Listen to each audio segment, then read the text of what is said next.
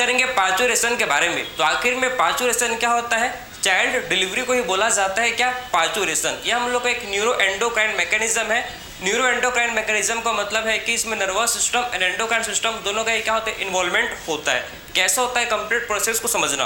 देखो, सबसे पहला जो fully developed foetus and placenta, ये क्या करते हैं भाई? ये सिग्नल देता है, ये इंड्यूस करते हैं क्या? Mild uterine contraction. ठीक है, तो यूट्रस में हल्का सा क्या होता है? माइल्ड कॉन्ट्रैक्शन होता है। तो कॉन्ट्रैक्शन जैसे यूट्रस में होता है, यूट्रस को जो स्ट्रेच रिसेप्टर होता है वो एक्टिवेट हो जाता है और ये सिग्नल भेजते हैं किसको भाई? जो मदर का क्या होता है? पोस्टीरियर पिट्यूटरी वाला पार्ट होता है, उसको ये सिग्नल देते हैं।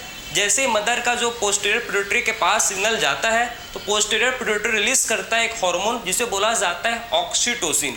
ऑक्सीटोसिन को बोला जाता है बर्थ हार्मोन। इसी हार्मोन को बोलते हैं हम लोग हैं क्या भाई? इसी को बोला जाता है मिल्क हार्मोन भी। ठीक है, क्योंकि मिल्क का इजेक्शन कौन कराता है? ऑक्सीटोसिन कराता है, इसीलिए इसको मिल्क हार्मोन या फिर मिल्क इजेक्टिंग हार्मोन भी बोलते हैं ऑक्सीटोसिन को। देखो, और बर्थ हार्मोन क्या बोलते हैं अब समझना, क्योंकि ये ऑक्सीटोसिन क्या कराता है? ये स्ट्रॉन्ग यूट्राइन कॉन्ट्रैक्शन कराता है, मतलब यूट्रस का काफ़ी ज़्यादा विगरस कॉन्ट्रैक्शन कराता है। ठीक है, और यूट्रस का जितना ज़्यादा विगरस कॉन्ट्रैक्शन होगा भाई तो उतना ही ज़्यादा क्या होता है?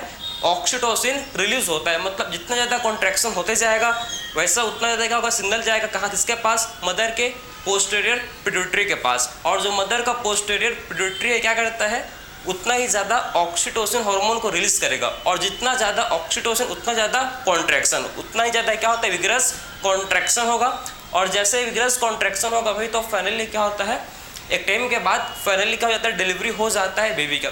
कुछ फीमेल होते हैं जिनके में क्या होता है? कॉन्ट्रैक्शन विगरस नहीं हो पाता है, स्ट्रॉन्गर नहीं हो पाता, तो उनको आर्टिफिशियली इंजेक्शन दिया जाता है जिससे क्या हो भाई? कॉन्ट्रैक्शन हो और डिलीवरी हो बेबी का। ठीक है, तो आखिर में इस कंप्लीट प्रोसेस को बोला जाता है कि इसे हम लोग बोलते हैं पार्चुरेशन। ठीक है, पार्चुरेशन के बाद क्या होता है? नेक्स्ट स्टेप, कुछ समय बाद जैसे ही बेबी का डिलीवरी होता है तो प्लेसेंटा भी एक्सपेल आउट हो जाता है। ठीक है, इसके बाद होता है फाइनली लैक्टेशन। तो एक्चुअल में लैक्टेशन में क्या होता है? लैक्टेशन में बेसिकली प्रोडक्शन एंड सिक्रेशन जो मिल्क का होता है उसी को बोलते हैं क्या? लैक्टेशन। ठीक है, मेन जो हार्मोन होता है ह्यूमन प्लेसेंटल लैक्टोजन जो मिल्क सिक्रेशन कराता है। मिल्क प्रोडक्शन वाला हार्मोन का नाम क्या है भाई? प्रोलैक्टिन। और मिल्क इजेक्शन कौन कराता है? ऑक्सीटोसिन। तो कभी कंफ्यूज मत होना, मिल्क बनाता है प्रोलैक्टिन लेकिन मिल्क को इजेक्शन कराता है कौन सा हार्मोन?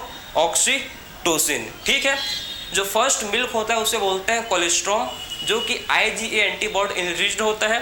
काफ़ी ज़्यादा उसमें प्रोटीन होता है, न्यूट्रिएंट्स होते हैं, वो येलोइश कलर का होता है, उसे बोला जाता है क्या? कोलेस्ट्रॉम। ठीक है, तो आपने समझ लिया कि एक्चुअल में पार्चुरेशन क्या होता है।